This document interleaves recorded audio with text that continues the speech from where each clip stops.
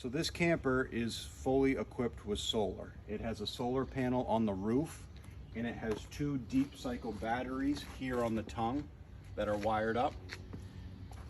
Your solar switch is here on the front bumper. Bright red, big box, on, off. It's on right now. You turn it 90 degrees to off. Solar can power everything except the air conditioning and the microwave. So you're good for that. If you're gonna hook up to campsite power or any other external power, solar should be off. When you're gonna hook up to your vehicle, solar should be off. Other than that, you can use solar power to run anything in the camper, and it also comes in convenient before you hook up the vehicle to run your jack. Arrive at your campsite. If the site isn't level from left to right across the camper, I have a leveling kit that you can block one of the side tires up with. There's a level right here on the camper frame that you can use as a reference. If that is out of level, you can use this kit, and it works just like Legos, and you can build yourself a platform of whatever height and width that you need. You put that right behind one of the tires, and you finish backing up onto it to level left and right.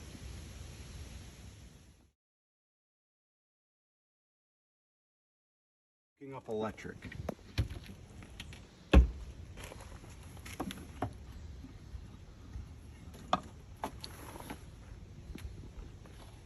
There's one with an L, and there's one prong with an L. Plug it in, quarter turn, screw on the collar.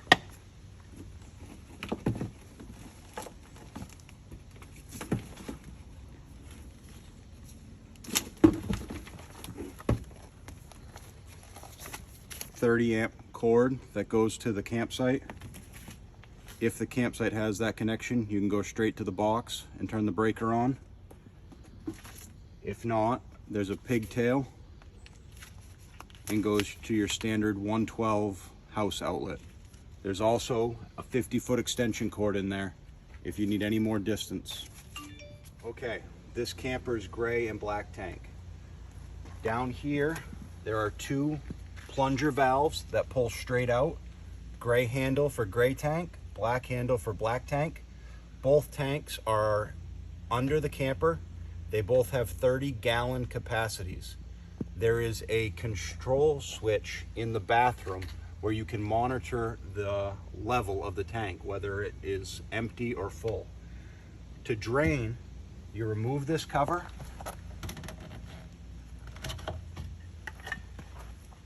You remove the 4-inch sewer line from the rear bumper.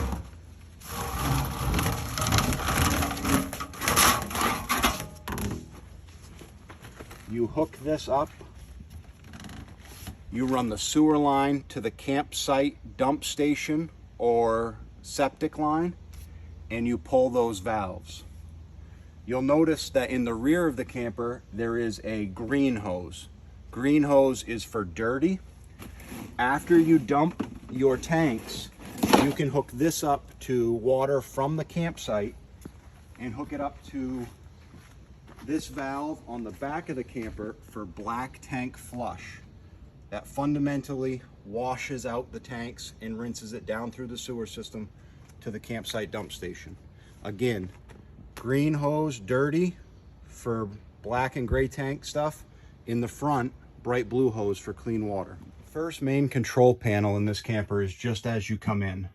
You've got a main switch for interior lights that controls all the lights, but then each light has an individual on-off switch on it as well, so you can set that to your own liking. You've got a porch light switch, so this light is outside. Up is bright white, and down is a nice amber light for accent in the evening or safety. You also have an awning LED that you can turn on for evenings at the campsite. The next two controls are for your slide, in and out. And the last one is for the awning. Also have trim accent lights on the front of the camper that you can turn on and off here.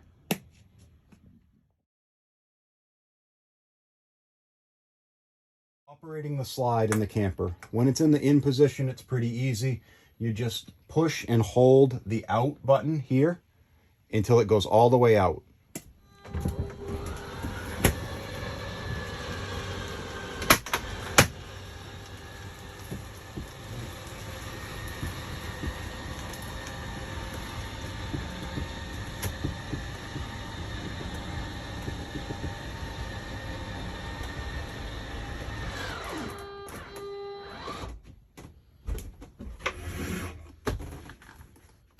One nuance about bringing the slide in this camper is this pedestal is fixed to the floor. It's screwed on, and the cover for it's just a little bit tight. So I make sure that the cover's off, stow it there behind it, and then you can bring the slide all the way in.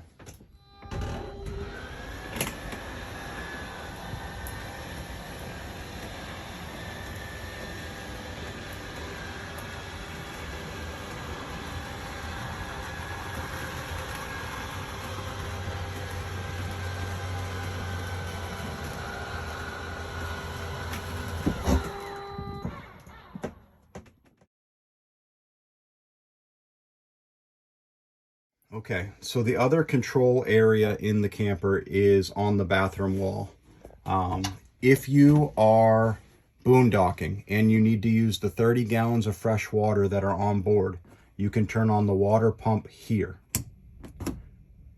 If you are boondocking and you want to heat water with propane, you turn on the propane water heater here. If you are hooked up at a campsite and you have full amenities, you can run your water heater off electric here. If you're camping in colder than freezing weather, you have heating elements for your fresh, gray, and black tank here. Additionally, you can monitor your tank levels with this control panel. You see, if I hold the battery, right now it's telling me that my battery is 1/3 charged. My freshwater tank is 2/3 full. My black water tank is empty. And my gray water tank is empty.